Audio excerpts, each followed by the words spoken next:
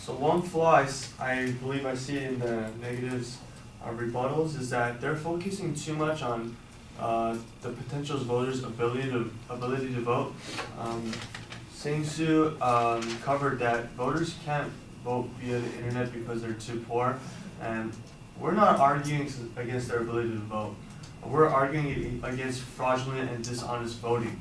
And furthermore, they were talking about how some people don't have the physical means to vote. They can't get to the polls, they can't vote there.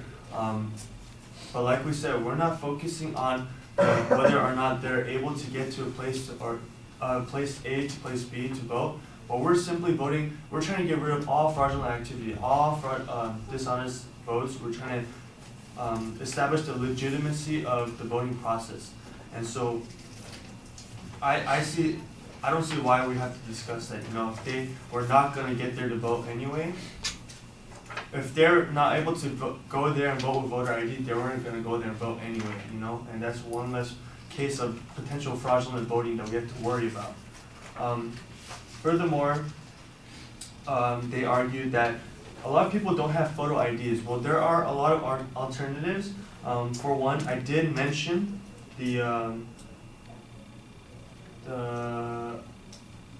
South Carolina's free voter process. All they have to do is they have to present their name, date of birth, and social security number in order to obtain a free voter ID.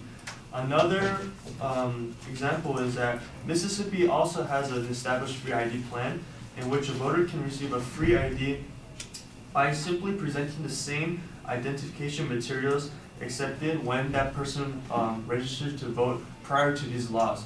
And so you don't necessarily need photo IDs in a lot of states.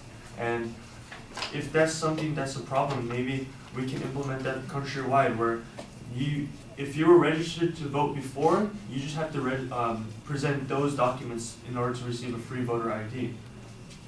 And the last thing that I want to talk about is how minorities are actually not being targeted, and there have been a lot of statistics in cases where they haven't been negatively affected. For example, according to the Kansas Secretary of State, Chris Kobach, voter ID laws have been a major success for the state. It was established in 2012, and ever since then, Kansas's voting participation has not dropped, but actually has stayed consistent. Furthermore, there was no evidence that there was any disproportionate effect on any minority groups.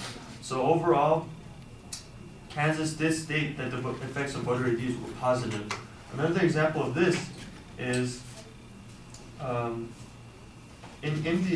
Indiana and Georgia, voter ID laws have been in place for more than 5 years, and over the course of the 5 years to the present, there have been no decrease in participation from any minority, poor, or elderly groups. So really, voter IDs, the statistics say for themselves that they are not negatively affecting the minorities, the elderly, the poor, and that is why we believe that we should establish voter ID laws countrywide.